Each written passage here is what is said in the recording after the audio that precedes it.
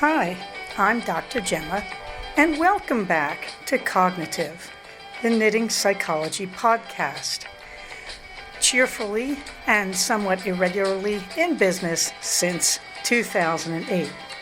Segments today may include what's on my hooks, needles, and spindles, a strategy, something I really like, put a lid on it, oh shoot, and blather. So sit back, put your feet up, pick up your knitting, crocheting, spinning, weaving, or dyeing, or any other yarny thing you're doing, and get ready to enjoy. Well, hello there, it's Dr. Gemma, and this is episode 96 of Cognitive. Oh my gosh, well, what an episode it is. As you can probably hear, I'm in the Prius of Love. And I'm heading down towards the lower elevations where my husband and my son are living for another 3 weeks. Gosh, Gemma, you're saying what happened? Well, yeah, that's kind of a lot to do with this episode because I don't really know when I'm going to get the time to sit down and do a full-out episode. So this one may be a little bit scratchy, shall we say. The short news, as those of you who are able to follow me on social media know, is that my husband's right eyeball kind of exploded. He went for his normal routine 1 month checkup after they repaired the retinal tear, and the doctor said, bad news, you're leaking jelly all over the inside of your eye because your retina is indeed separating everywhere except the place where we, staple gunned it into place. So they started looking last week. They looked at it. When did they see this? I was working. I think it was Tuesday. And so they said, well, we'll get you surgery on Thursday. And I thought, great, I have Friday and Saturday off. This is going to be awkward. And, the universe threw me a bone. His surgery was on Friday. So that's what this episode is about. The short news, cutting to the blather a little early, he's fine, and everything went well. So now you can hear me whinge for the rest of this episode, I guess. So that's what's going on here in Cognitive Land, but I didn't want to skip an episode because actually it's giving me a lot of comfort to just do this.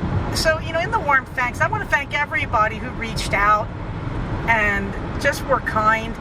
Lex, I really adored your comment. You made me feel wonderful. We don't really need much more than your thoughts and prayers and, good wishes. And if you want to come over and wash my windows, sure, but since I never wash them anyway, it'd be a little bit much. So, thank you though, because the comments really have kept me going. That I felt so bad, and I really was turning to all the comments anywhere I could find them, including social media, just for comfort, and I am still rereading them just to make myself feel better. So thank you everybody who did that. And in the meantime, let's get on to a little bit of cognitive, shall we? Well, the knitting world for me and the crocheting world, as you can imagine, has slowed down because last week became about doing everything else to get ready to ship the boys out for a few weeks to a lower elevation. Because my husband had a gas bubble, among other things, injected into his eyeball, and he can't change elevation without the gas expanding and yuck, inside your eyeball? No, I don't think so. So he's stuck down there. The doctor told him he couldn't go above 2,000 feet, which kind of rules out our house at slightly over 3,200 feet, we now know, thanks to him. So that's what's going on there. And let's see, in the knitting, I did finish one of the beautiful midsummer socks, and it is beautiful. Unlike my normal habit, I usually do the tube and then I leave the waste yarn in and do the other tube of the other sock and then come back and do both the heels. But this time, thanks to just where we were and when we were at those times that I finished the sock bits, I ended up doing the entire sock. So I've got one complete sock done. It's a very handsome, beautiful sock, I have to say. It's Asylum Yarns. It's their glitter sock. I don't remember the exact name of the yarn. The weight, their sock yarn. But it's Asylum, and it's just beautiful. I'm pretty sure it's meant to be a stripe in a much tighter gauge than I will ever knit at. go, Asylum. I knit really tightly, and yet you have outdone me. But it's great pooling. The pooling is absolutely breathtaking. It looks like you're looking at the sunlight and shadow reflections on the bottom of the ocean, or the Mediterranean rather, just outside the French city of Nice. I'm just saying, for those of you who, know what I'm talking about. For the rest of you, fantasize. Anything else? I've been keeping up, believe it or not, with the Don't Know Yet squares, and that's going rippingly. I have realized that I could go with an 18 by 18 square blanket and get a big enough top based on the standard measurements of a queen-size comforter, which is what I would like. But I'm going to go for the 19 by 19 if I can make it. I am just not sure if I have enough yarn for that. I have no question in my mind I'll make it to 18 by 18. I forget what that comes out to. Do the math. You got a computer right next to you. Really, just ask it. And the 19 by 19, I'm pretty sure. I know that's 361 squares. So, do the math. I'm too tired. I'm also driving on a two-lane highway out here in the rural district, trying to get to sushi with my boys for tonight. So that's exciting. No work on anything else that I can remember. I think I put in like 4 lines on the, 4 rows on the lane splitter. It's getting big. I thought it was going to be 44 inches to get around me bum, but it's looking like the 40 inch is going to do just fine. Otherwise, I'm just going to have it falling all over me. My goodness, it's sexy. I'm really impressed with it. There's just no way, even when you wrap it around yourself by hand, there's no way to make this thing look anything less than va-va-voom. So I'm really happy about the lane splitter, I must say. In my fantasy life, I'm moving on to a sweater for my son. He's announced that he'd like a cardigan, so I'm thinking about the Gramps for him. And, what else? I can't think. I was looking at, from the Star Wars Knits book put out by Tanis Gray that I reviewed quite a while back, I am looking at Princess Leia's Ice Vest, or Ice Planet Vest, I think it's called, because I've seen a few of those in real time, and it comes out looking really good. So, it's not a button vest, it's just an open vest. But it looks like it would look pretty good, and I've got the yarn for it, because I've still got a boatload of the cashmere acrylic nylon that I've been using for my Wrapped in Chains cardie. Never hurts to have a neutral vest, So those are the things in the planning, but I still want to finish all these little projects I've got going here in my summer of small projects. Because, I've got a few days left in the summer, right? And I have not touched the Bright Cherries brick, which I realize I'm probably going to start ripping apart now because I actually have the time and the quiet to do it, as I will tell you more in the blather. So that's where that's all going right now. We're doing pretty well. And I'm clearing out my study piece by piece, trying to pick up books and stray things on the floor. So I'm trying to get a little more room in there, which is good. I've already got the yarn selected for the beloved son's Gramps sweater, which, by the way, will be a dark hunter green, because I have a ton of Knit Picks worsted weight wool of the Andes from, they had a sale probably 4 or 5 years ago now. I'm trying to think. I think I got it right before the quarantine. So that's quite a ways back now. Well, that's about 3 years back at the minimum. And I had bought a whole bunch of it because I thought I was going to make a sweater out of it, because I was afraid to spend money on good yarn to make myself a sweater. But I've since outgrown that, because, Gigi Knitmore is always whispering in my ear, what are you waiting for, the Pope to visit before you use your good yarn? So anyway, I bought it for some idiotic price. Like, I can't even tell you, I've got something like 1,600 yards of it that I got for about $40. Yay! And so I realized that's probably going to be his Gramps. And then for the trim, I can use this beige cashmere acrylic, nylon. So I've got all that ready to go. And it'll be nice to clear that stuff out of the stash, or at least clear a significant part of it out of the stash, which means the rest of it can go in as color work on yokes of sweaters that are dancing in my head now. So what comes after this segment, she said, trying to buy time by blathering on about the Gramps sweater I plan to make. Well, I'm not spinning, so I think that means I have to get to a strategy. Well, Shiny Shiny Things a while back now, about 4 episodes back since I've been listening to myself on these car rides, said you should talk more about grief and loss. Yeah, I should, particularly this week. So I think what I want to do is circle back. Since I'm driving, I can't use my reference material, so I'm going to repeat some material, and I ask for your patience because it never hurts. And grief and loss. The first thing is people make the mistake of believing that they don't have to experience grief.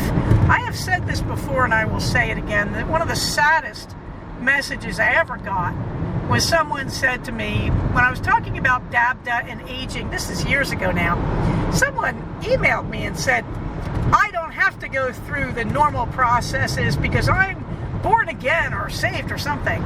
And I thought, wow, that's really twisted.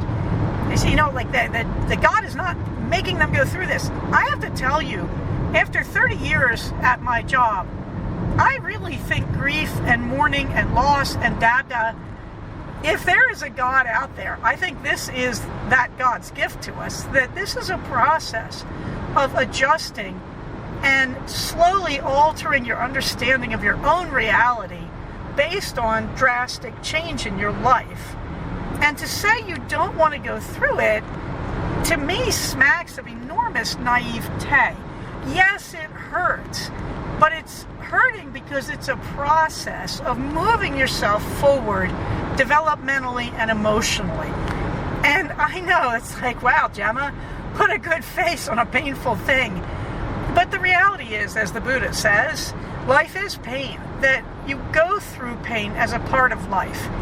It's just there. And I don't walk up to people with serious illness, for example, and say, cheer up, maybe you've got cancer, but you should be grateful because now you can grow emotionally and developmentally. I really am not that kind of jerk. I really don't want to tell people or decide for people the meaning of an experience they're going through, or if, for that matter, there is any meaning. I don't know. But this set of beliefs that there may well be a meaning and a purpose to this is how people get through. It's been shown over and over again that that attitude is a really helpful thing, to believe that these things have a meaning. Also, what gets me in our environment of COVID, where we've been encouraged by many wrong-thinking people not to be communal, to worry about our freedoms and sort of every man for himself, so to speak, or every person for themselves or herself. I think it's kind of important to realize when you talk about deriving meaning from a painful experience, you may not just be talking about it for yourself. In other words, I always joke that my life, everything in my life is grist for my professional mill as a psychologist. Yes, but there are events that I thought I was gladly relegating to the ash heap of memory that I've realized have helped me to deal with my patients. Sometimes when you go through sadness, if there's going to be any value to it, it isn't going to be value handed to you. It might be value that you may be able to hand to someone else. That often when someone is suffering, our ability to empathize based on mutual experience helps them greatly. And I'm not going to go into how you do that, because I could start into all sorts of strictures of don't tell them, well, here's what I went through and this is what you should do. You don't want to do that. But the fact that you know what they're going through can be so important to them. Okay, so no, I'm not going to talk about how you do therapy on your friends, all right? Because no, if you don't know how to do therapy, how am I going to make a living? All right, all joking aside though, please remember that if suffering is to have a meaning, the meaning may not simply be for you. You may be learning something that you will later be able to hand to another person to support them. All right, having said that, so what I'm really saying is you're not going to avoid grief. You're not going to avoid suffering. And also, I'm a selfish individual, in case you haven't noticed that. When I go to that great, I don't know what to call it, psychological seminar in the sky, I'd like to know y'all are crying for me. I'd like to know you miss me. I really would. I told you I'm greedy. But, while I say that, I actually probably won't care at the time based on whatever your beliefs are. However, let me put it to you this way. It is a tribute to your ability to love that you feel grief. Now, overdoing grief goes into the realm of selfishness, I grant you, where you're dragging out your grief to the detriment of other people and you're trying to force people to take care of you. Yes, there can be a pathological aspect there. But I don't think it's all that common, to be honest. And I would say instead that, well, when I look at my own life, my father died in 1983. I still miss him. I still talk to him. I'm half Italian. We all talk to our dead. Just take it from me. Italian Americans, it's like we're in this ongoing conversation with the universe. But the fact that I miss him is a tribute to him, is a tribute to the importance of him in my life and how formative my friendship with him was. And it's also a tribute to my ability to love and to love deeply. So to say, well, I don't want to grieve, that's not really suggesting many good things. It's, now, again, please remember, I don't believe in grief for grief's own sake. But I do believe if you have any kind of soul or spirit or heart, you're going to grieve in this life. You're going to miss people and pets and places and lifestyles and whatnot. You're going to grieve. And it is a tribute to your depth of spirit. I'm always a little worried when people sort of dance up to me and say, oh, my name one, mother, father, dog, whatever just died. I'm fine. I don't mind. I kind of think that's not good. I kind of think either you're suppressing too much or something might be just kind of wrong with you, that, you're not a very, affectionate person. So, again, this is a normal thing, and it is a process we go through, and it does have a purpose. I've talked before about memory, and I've talked about memory is not a whip meant to beat us. Memory is a tool that's meant to help us figure out how to handle new situations or unexpected situations, and also to help us form our more permanent values. So, yes, your sadness and your sense of loss and all of that is a part of your personality / character / emotional / spiritual / developmental formation, okay? And you just don't get to skip steps. That's the way that's going to be. And so what I'm really arguing here is radical acceptance.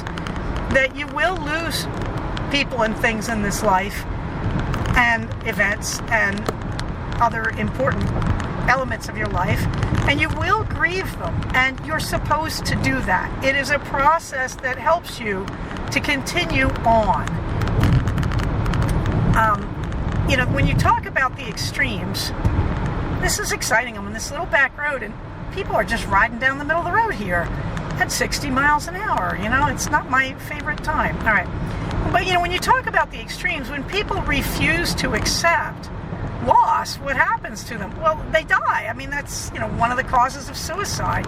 That to go forward, to develop, to grow, to continue, we accept loss. And that means we will grieve.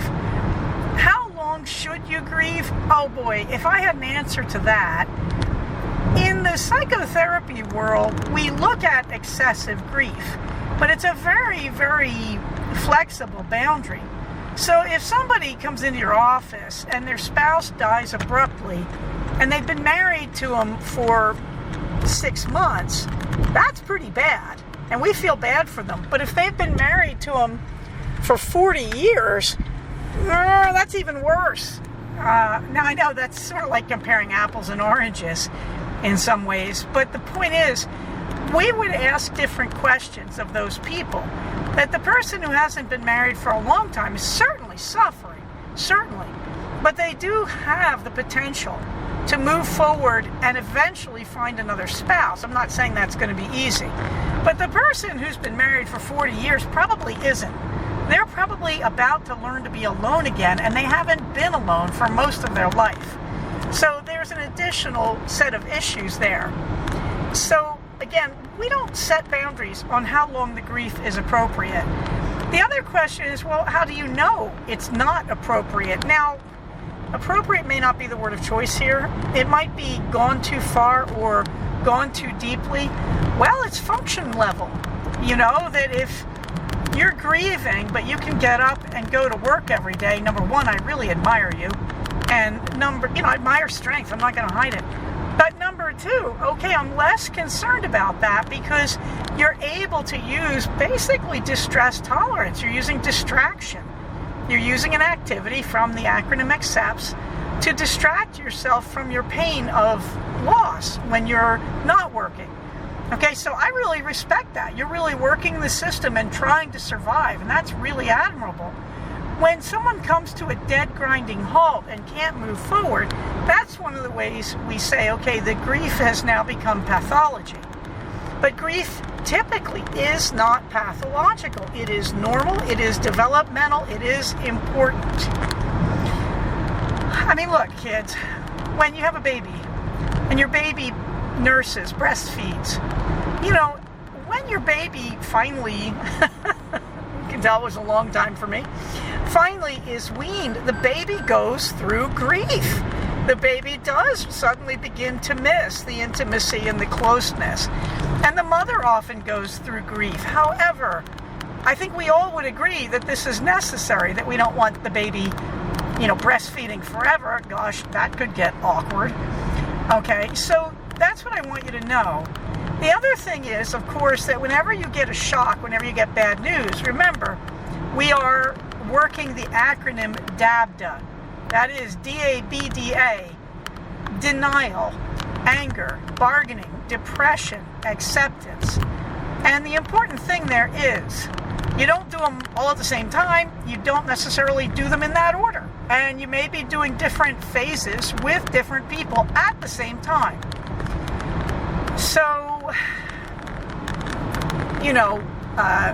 we're out to dinner. It was Tuesday night. We're out to dinner Tuesday night. It's unusual for us. But the boys weren't going to come home. They were going to track for my son. So I decided to sneak out to dinner. And sure enough, I meet them on the way. So we all decide we'll go out and get Mexican. We're sitting at the restaurant. We're having this nice dinner. At the end of it, my husband says, by the way, bad news. It says, my eyeball is exploding. And I'm going to have surgery. And I'm just in shock. Like, we were having this nice dinner. When did this happen, So there's my denial. Okay. My son immediately goes into bargaining. He starts trying to distract us by saying kind of mean things because he wanted to take our attention off, upset over Dad's eyeball. Anyway, I suddenly realized, wow, Junior's bargaining. Now, meanwhile, I get angry. I'm like, stop that. We're not going to talk about you. We're talking about Dad. Stop trying to make this distraction. Dad needs love. Well, there I am doing anger after my brief denial. And my husband's just sitting there looking blue going, now we're arguing. Instant depression. So I thought of you all. I thought, I got to remember to say this on the podcast. Notice that Saint Gemma got angry. Notice that, yes, I'm not Mother Teresa, as I'm frequently telling y'all. But, the reality is, everybody does this. Everybody does this. So we go home. And, of course, we all made up. And we go home. And my husband and I both went into high-speed bargaining. I started cooking in the Instant Pot. I said, well, by golly, I'll cook everything in the freezer because we knew my husband would be away from home for like a month down in this hotel because he can't change altitude because of the gas bubble in his eyeball. So I go home, seriously, I've been working all day. Bam, I start throwing things into the Instant Pot. Meanwhile, my husband starts doing all the laundry. My laundry, his laundry, everybody's laundry, your laundry, the neighbor's laundry. So that was us bargaining, and that's okay. Remember that you're not doing anything wrong, and sometimes it's even a good idea. So it was great that he did all the laundry. We really worked through cleaning the house. We even washed my son's sheets, which normally we wouldn't do till Saturday because my son wasn't going to be using the bed. And he's like, let's get this over with. So, you betcha. So, again, that's how that goes. That you don't get to skip DABDA. You don't get to skip grief. You don't even get to skip the rather embarrassing things like anger. You don't get to skip these things. This is all part of the process.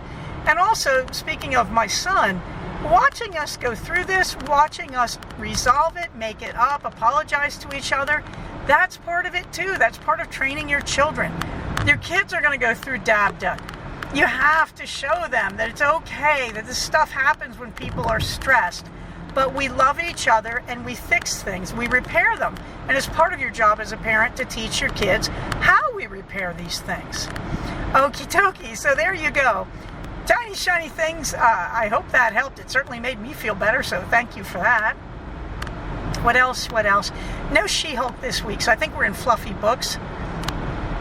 Yeah, no, I don't think I really did anything. I downloaded a bunch of things, but I haven't really been reading this week because, right after I recorded my last episode, this all happened. So I don't think I've got anything there. Put a lid on it. Well, actually, I would say this week has been a tribute to every Instant Pot recipe ever made. Now, things to know. If you're going to get into an emergency situation, or if you're just going to go camping and you'd like to eat well, your Instant Pot and your vacuum sealer, as I've often said, are your best friends. The really nice thing is you get prepared sauces.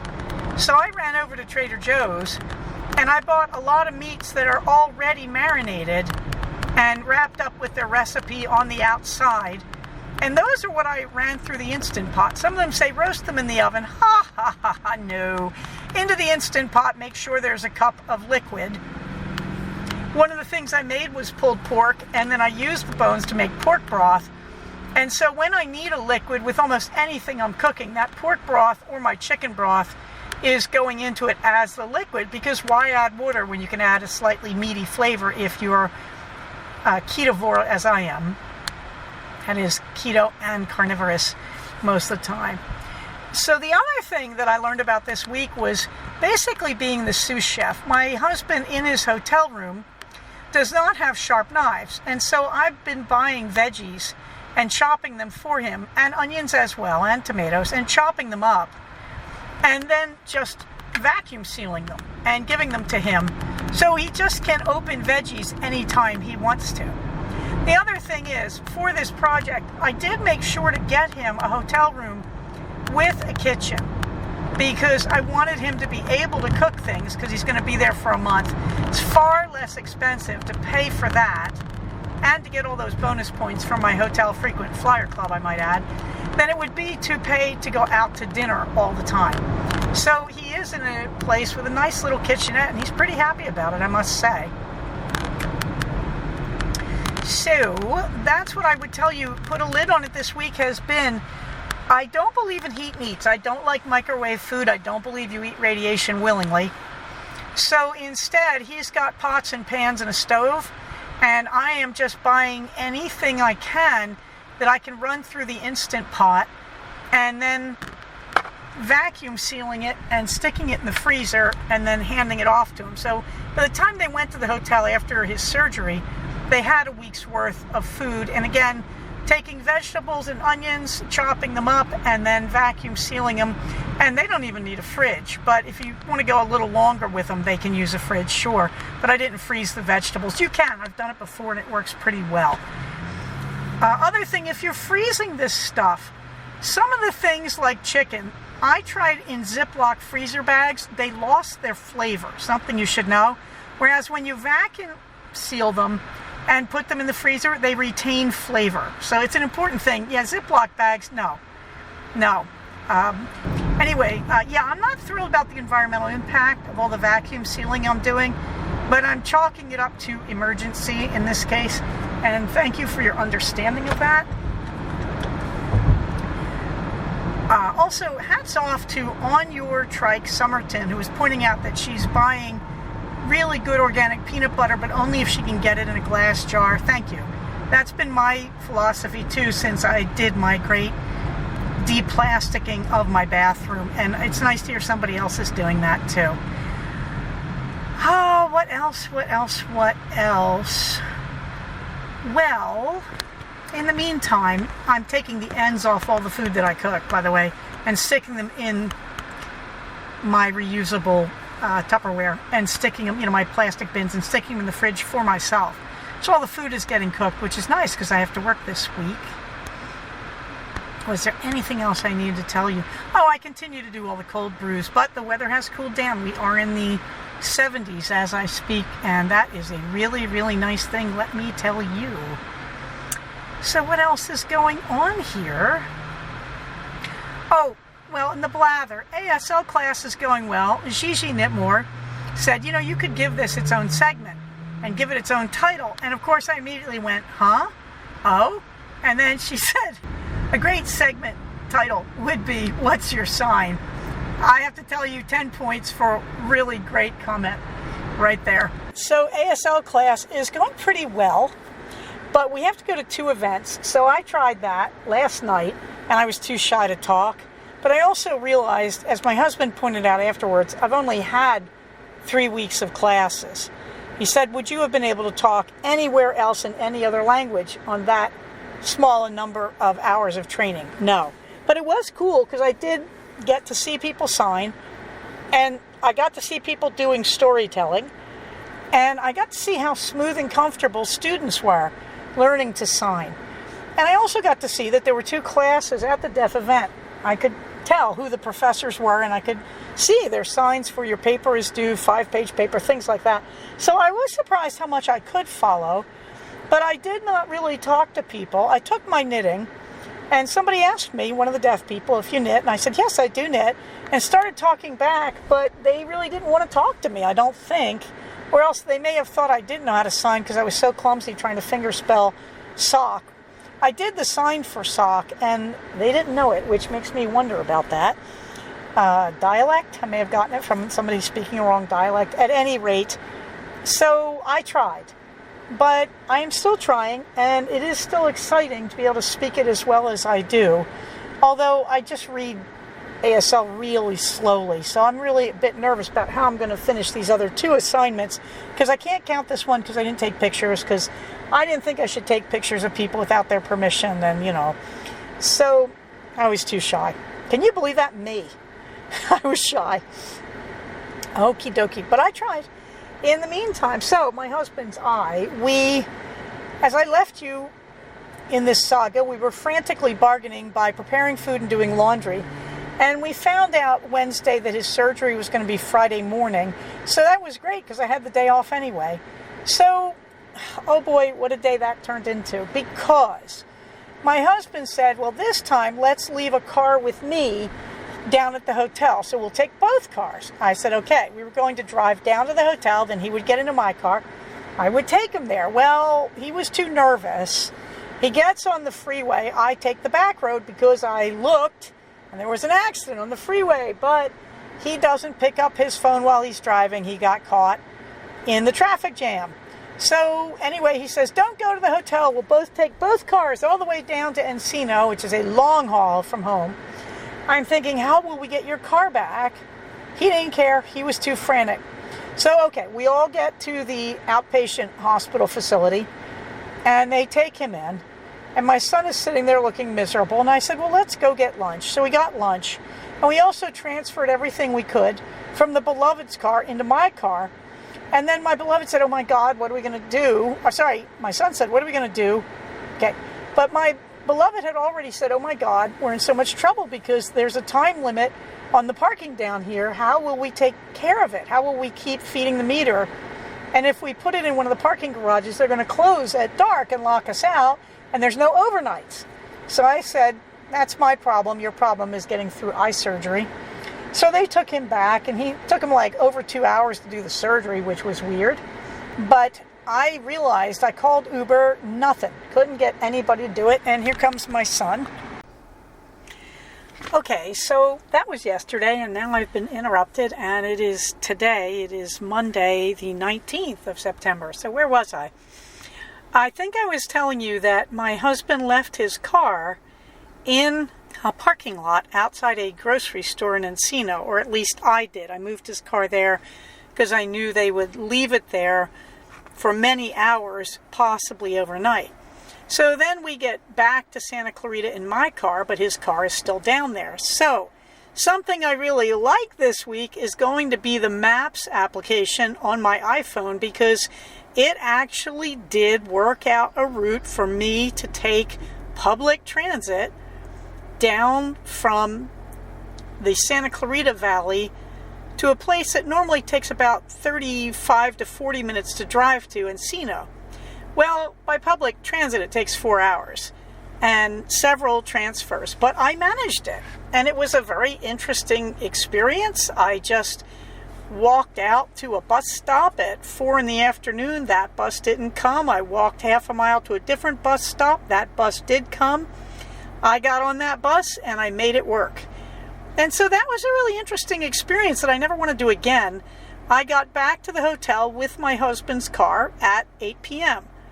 But I'm very grateful because the shopping center did leave it alone, even though they said they would tow it after 90 minutes. The other thing I'm grateful to is our Vinx tracker, because I kept checking with the tracker to see if his car had been towed, and it had not been. So I got down to the parking lot at about 7:15 p.m. After walking, I walked about 1.5 miles total in between bus stops and whatnot. It really wasn't bad. And then I got down to the parking lot, found the car, relocated it, took it across the parking lot, parked it in front of Starbucks, got myself an iced tea and some egg bites, because that was going to have to be dinner, and drove it home. And so now my husband has his car with him in the Santa Clarita Valley, away, half an hour's drive away from our farm, and 1,000 feet or so, actually about 1,500 feet lower in elevation. So that worked out. It was amazing. And then I went home blindingly tired. But what actually happened too, was that my husband's eyes did really well. So he is wearing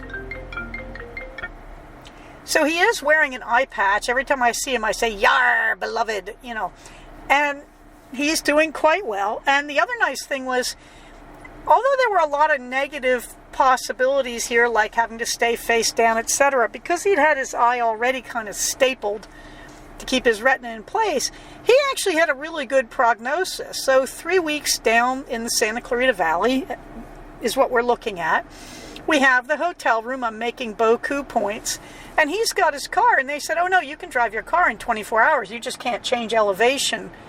You can't go above 2,000 feet. So he's at about somewhere like 1,400 feet. And he's doing just fine. And I took all the food down there. So they have a lot of prepped meals that are just frozen and vacuum packed. And I go down there once a day and we exchange food. And it was really creepy because the day after his surgery, we took him back for his, post-surgical visit. Doc said, "You look great." We went out to lunch. He took off his sunglasses and his eye was crossed. And it was just like my eyes are at their worst, but how they used to be all the time when I was a little kid. And it was weird because it was so validating that I had all these eye surgeries. I had 4 of them before the age of 15 to try to correct this. There is a question of whether the surgeon did unnecessary surgery on me, but apart from that, when I had the surgery done, everybody just said, "Well, you have to get used to it because it's who you are." So I never got much attention or anything, and I had a lot of questions like, why do my eyes look like this? And even the surgeon wouldn't answer them. In other words, it's true.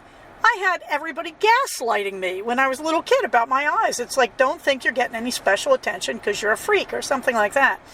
So it was really wild to see him go through it and to hear him say the same things I had said. Now, in all justice, when this was happening to me in the 60s and the early 70s, we handled this kind of thing very differently than we do now. And it really was just, you have to tough up. This was, after all, the time when the adults were people who survived the Great Depression and the Second World War.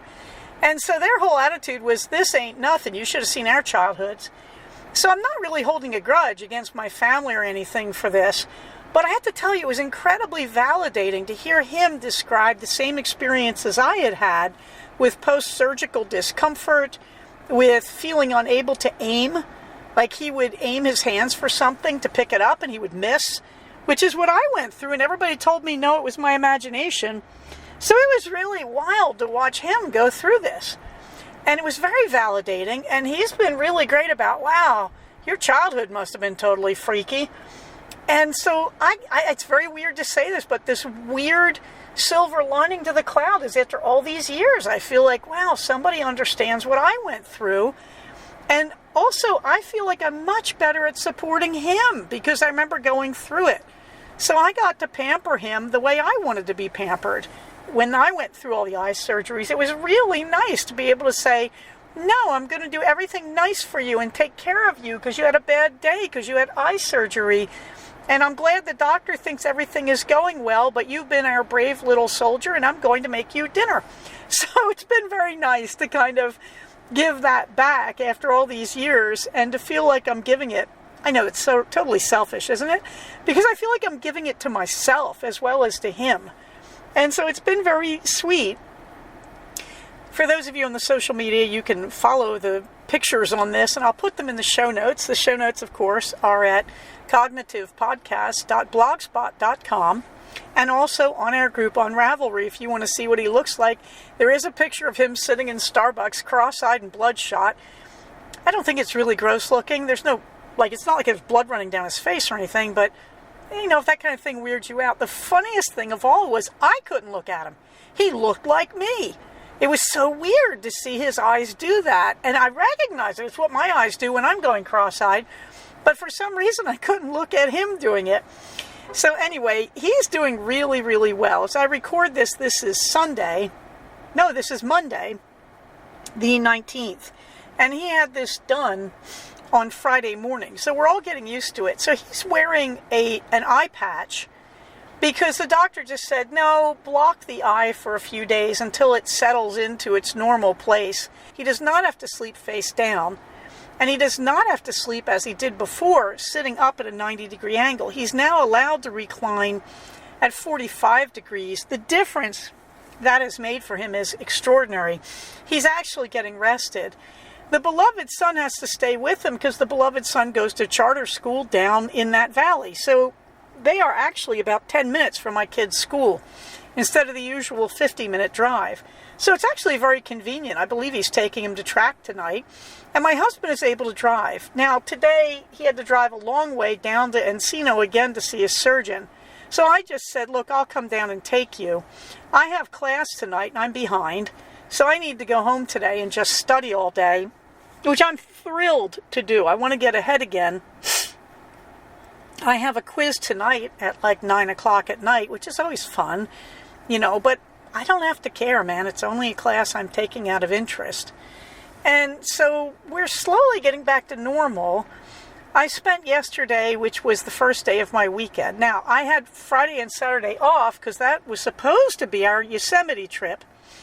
But it just was the luck of the gods that Friday was his surgery and yesterday Saturday I could dedicate to taking care of him. I can't even remember Saturday, to tell you the truth. I can't even remember what we did. Oh yeah, we came down here and he got his post-surgical, and then I was with them most of the day. And then yesterday, Sunday, I drove down in the afternoon. I spent the morning cleaning the house and also doing shelves in our pantry because they were disgusting. So I did 2 of the shelves, and I just was generally picking up, cleaning, and reorganizing the house after the hustle of last week to get ready for him and the son to relocate down to their hotel. So this morning I got up after finally getting a good night's sleep. Last night, it's true, I watched She-Hulk. And She-Hulk is at episode 5, and I enjoyed it. I wouldn't say there's anything that exciting.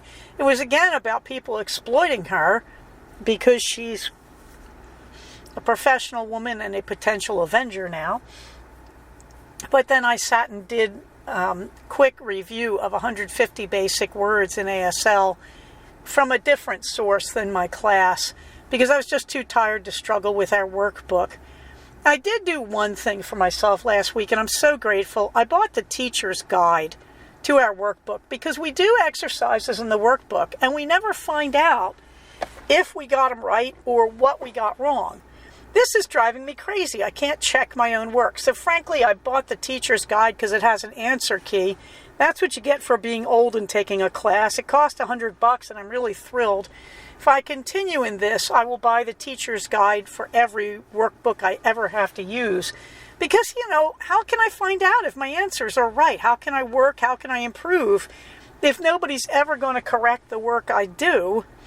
And I don't see how our teacher can do that because she's swamped with work from us, and she's only got 2 online classes a week to teach us.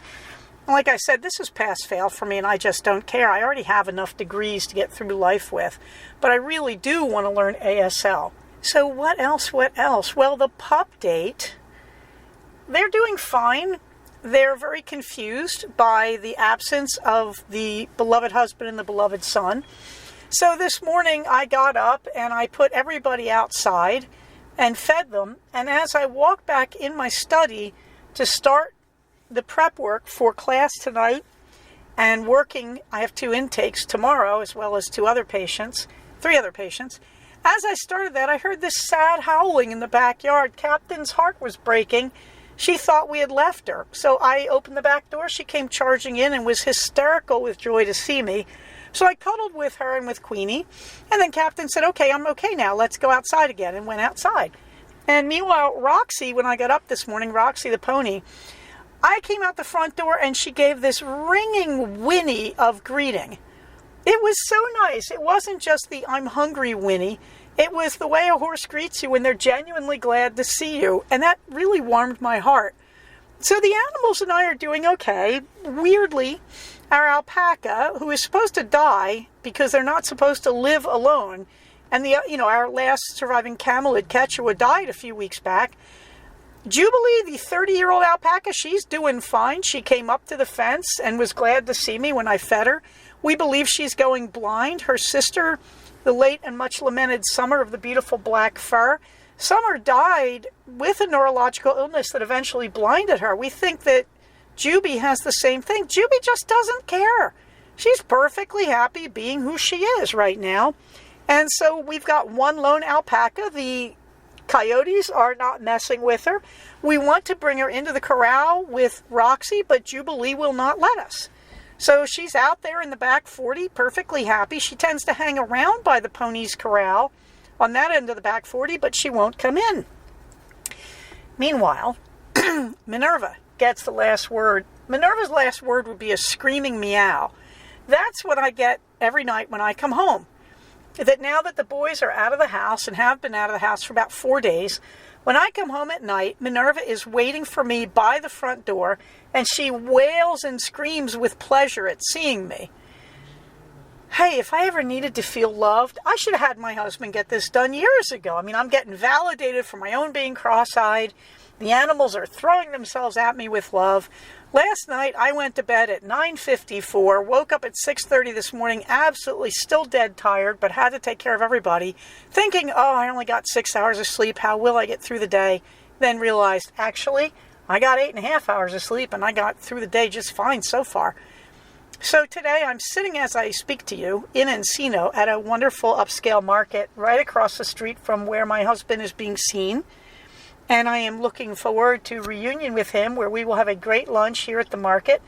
Then I will drive him back to the hotel. We will probably have another great lunch together. Who cares? And then I will go home in the slow cooker as I speak. I have just cooked another tri-tip roast for him. I spent yesterday and the day before getting the next week of meals ready for them. I'm now buying veggies and sort of chopping them up and vacuum sealing them because they don't have good knives or a good chopping block, even though they've got a kitchen and they've got pots and pans. So the whole goal is for them just to have heat and eat meals. And I'm doing all the prep for that. And it's making life a lot nicer, let me tell you, to just do this. And so I have all this food in the fridge. Meanwhile, I'm doing all those projects in the house that I really wanted to get to. And it keeps me busy. Last night I had a huge wave of loneliness when I got home. And that's okay, because I realized I have to take advantage of this time to get major projects in the house done. And I'm really enjoying it, strangely. So I've gotten about half of our big pantry cleaned out.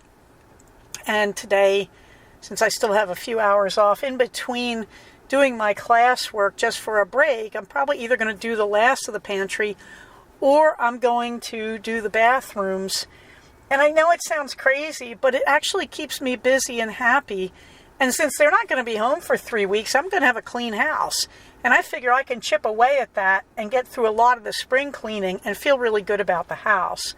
So I know it sounds crazy and a bit exploitative, but it's really nice to be able to just work my way through the house cleaning things.